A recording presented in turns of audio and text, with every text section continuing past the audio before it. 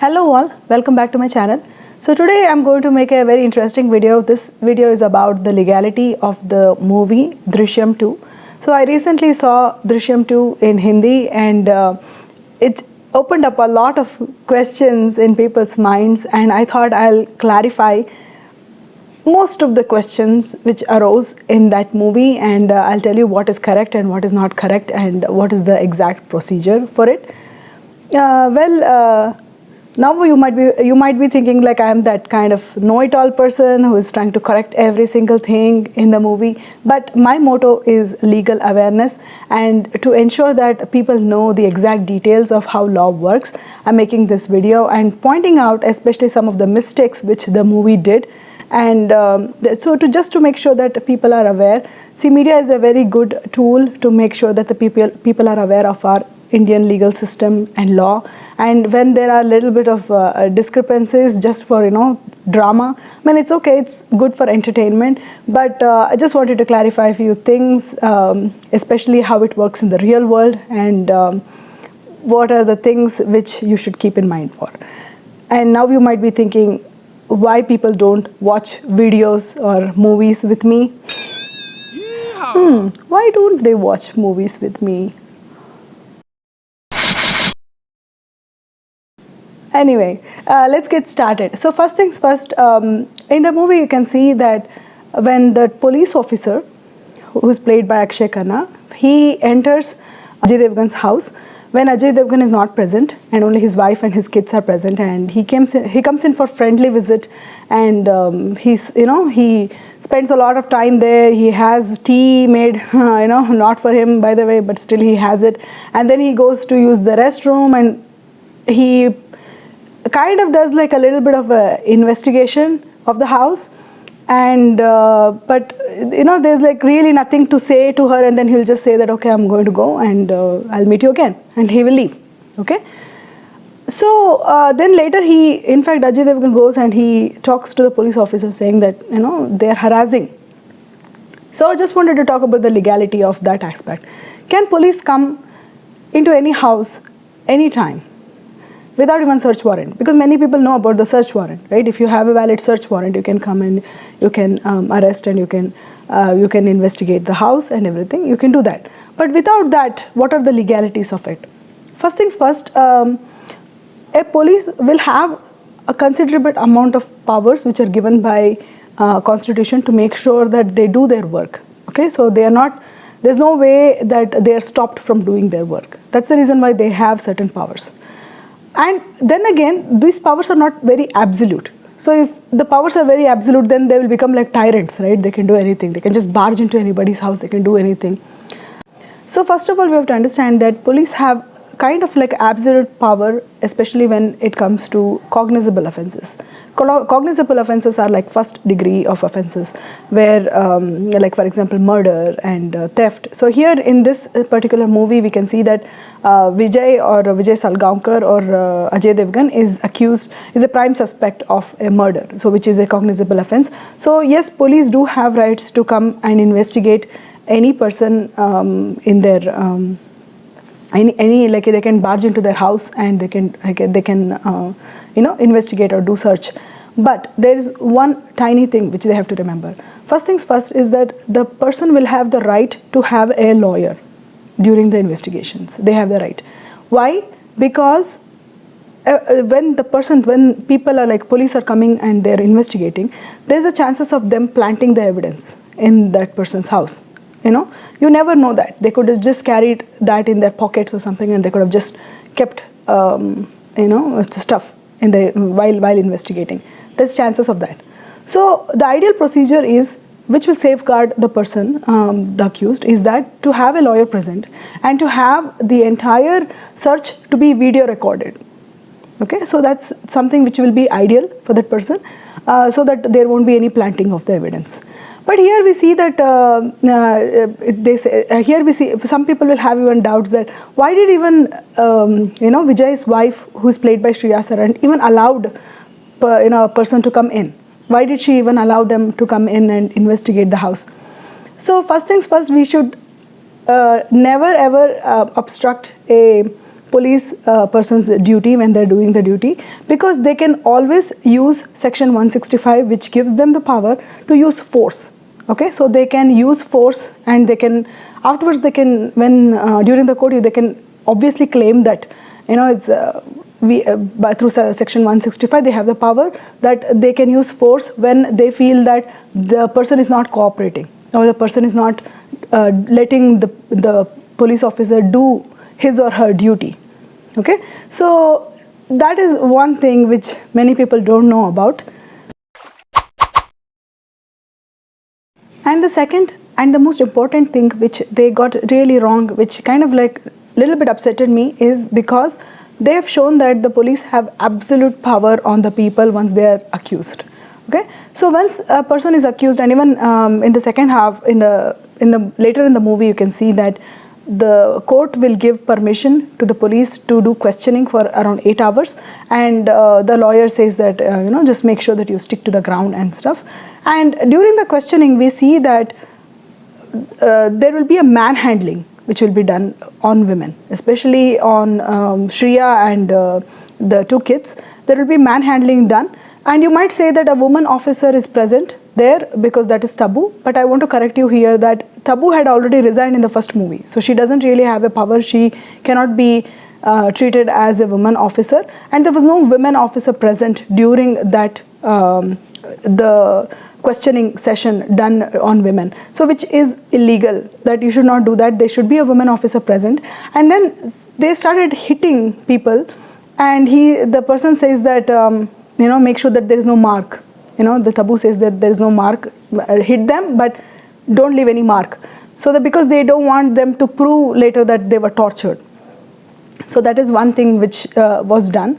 But what we have to understand here is that Vijay saw those things, and he has the right to you know, approach the court for the manhandling or ill treating of people, where he has hit those people and all those things. So that is something which kind of like a little bit bothered me, because that's not how usually it is done.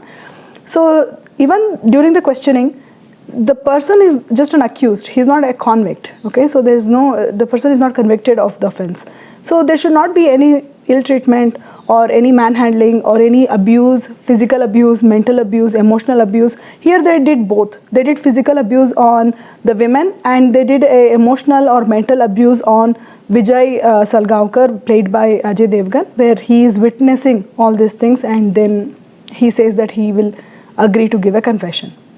And the next thing which they got right is that Vijay gives a confession to the police, but during the trial, in the court, he says that he gave the confession out of, you know, coercion by the police or abuse by the police.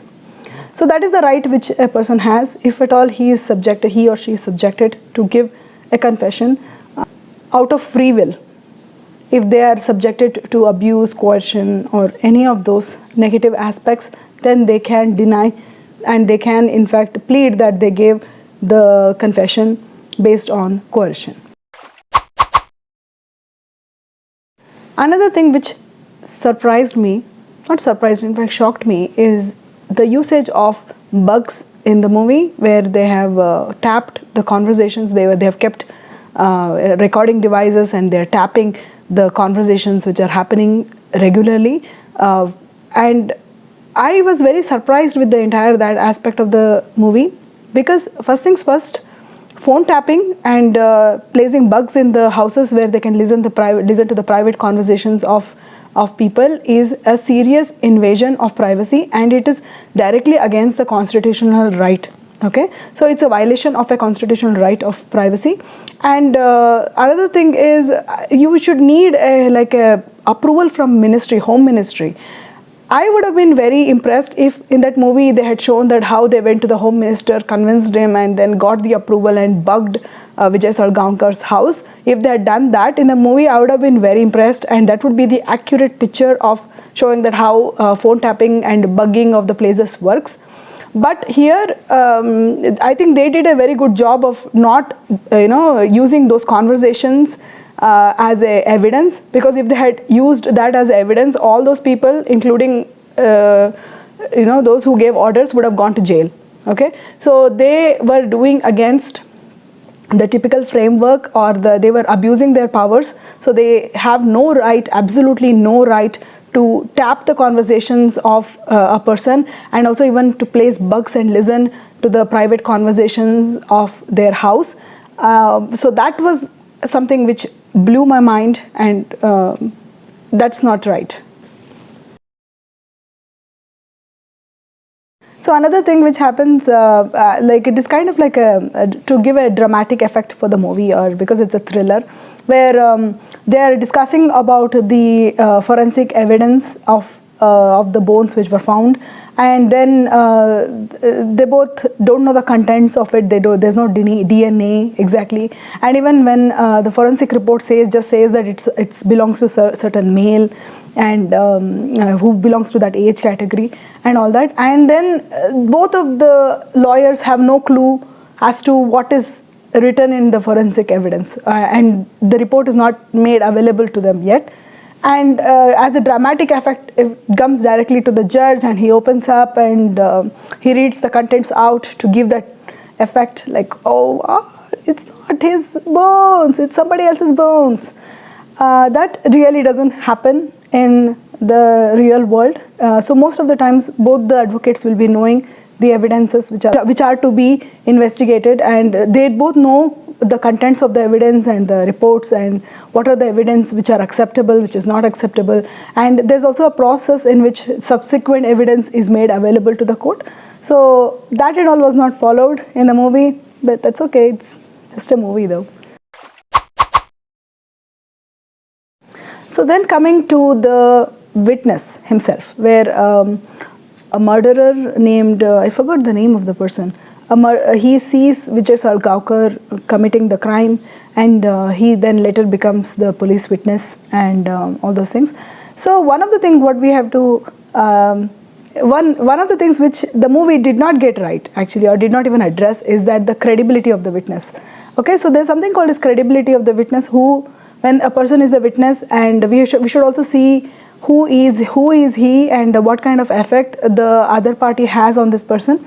So here, even though we can say that police officers are credible witnesses, and anybody whom they vouch are credible witnesses, but here the other party is the police officer himself, like, whereas the other party of this case is Tabu, who is ex-police officer.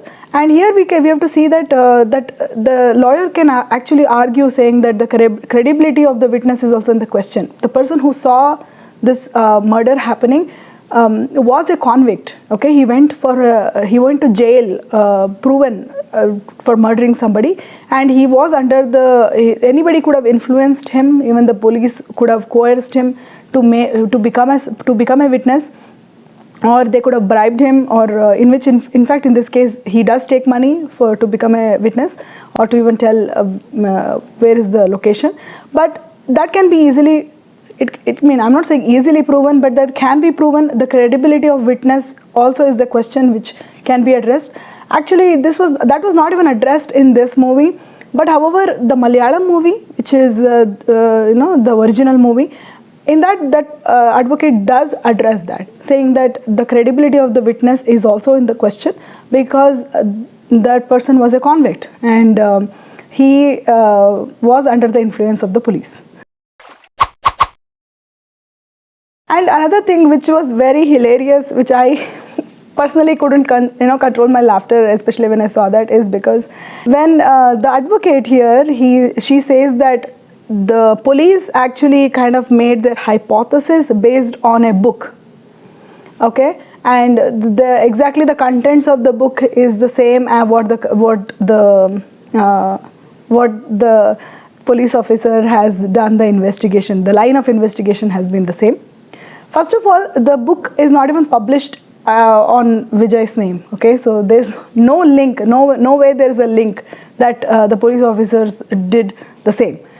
And there are thousands of novels which are written which is available everywhere throughout, and most of them are murders, thrillers, mysteries, and all those things. there's no way you can throw that in the court saying that they based it on a book. Okay. And another thing, which the reason why I laughed is because the judge agrees to it. So first of all, the advocate says is hypothetically she assumes that the police officers did the investigation, and the line of their investigation and the line of their statement is loosely based on a novel which is available everywhere, and the judge assumes, and he agrees to it also. And then when he's talking to Akshay Khanna regarding that specific talk, he's saying, what is this Akshay Khanna, whatever his name is in that movie, what were you thinking of making an investigation based on this novel? And I was like, really? The judge agrees? A casual hypothesis which is thrown by an advocate, the judge agrees that the line of hypothesis is based on the book. That is something which triggered me to make this video. Actually, it doesn't work that way. The judge is someone who is impartial, and he is going to treat both the parties in the same way. Just the way how the other person is not able to do any hypothesis or cannot base theories on hypothesis. When I say hypothesis, means it's like guessing game. They might have done it. There's no proof, basically. There's no evidence.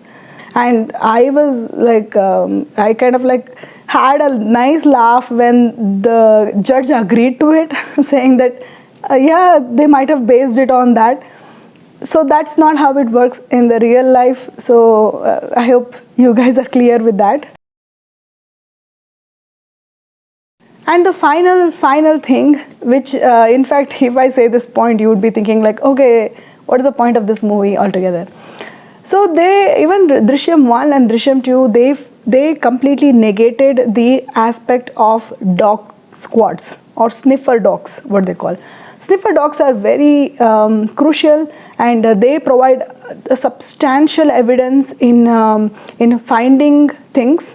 And in fact, in practical world, there is no way people can just dispose the body anywhere and they cannot escape from it. And there was no use of sniffer dogs at all in the movie. If they had used the sniffer dogs correctly in the first movie itself, the sniffer dog would have taken them to the police station where Vijay Salgaonkar disposes the body, or he where he graves the body. Okay, so I was very surprised with that aspect of it, because they did not use sniffer dogs. And if they had used the sniffer dogs in the first movie itself, the dogs would have taken them right to the police station where they would have got the body, and they could have all this drama of forensic and misplacement of the bones and all those things would not have taken place at all.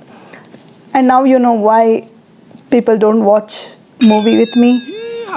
So yeah, that's the thing. I think I will be very impressed if the movie maker thinks all these things and then they make the movie, because that would really personally impress me, and I would be like, oh wow, okay. Even after taking care of all these aspects, a criminal escaped. Then, yes, but in India, I mean, I'm sure that looking at Drishyam movie, it makes it glorifies criminals in one way, and also it feels like you can get away with any crime just like that by being clever or by watching movies. They kind of highlighted how a person who is non-intelligent got away with a murder, and they have not been able to, that they were successfully, all these intelligent, so-called intelligent people could not pin him down. That's not the case. They would have, in fact, in the actual real world, Vijay Salgaonkar would have been arrested first, and without this movie would not have even taken place in the real world, because the sniffer dogs would have found the body and it would have directly led to the police station. You might think that, okay, what if they had already put the flooring? It doesn't matter. The sniffer dogs powers are more higher, that they can actually, in fact, they can find buried things. That's one of their that's one of their key point, what we can say. And they could have dug the body, and they could have established the DNA, and the case would have taken a different turn. Okay, so this movie would not have happened at all. if they had followed the exact protocol what is followed by the criminal investigation done today in practical real world. So now you know why people don't watch movies with me. Because I make reviews like this, but I challenge makers to think out of the box and make sure that you make a movie even which will blow our mind. Okay, so I think if you liked my review about this movie, please show your appreciation in the comment box below so that I can come up with more videos like this and create awareness for you on the practical legal world. So until my next video, stay safe and stay legally safe. Bye.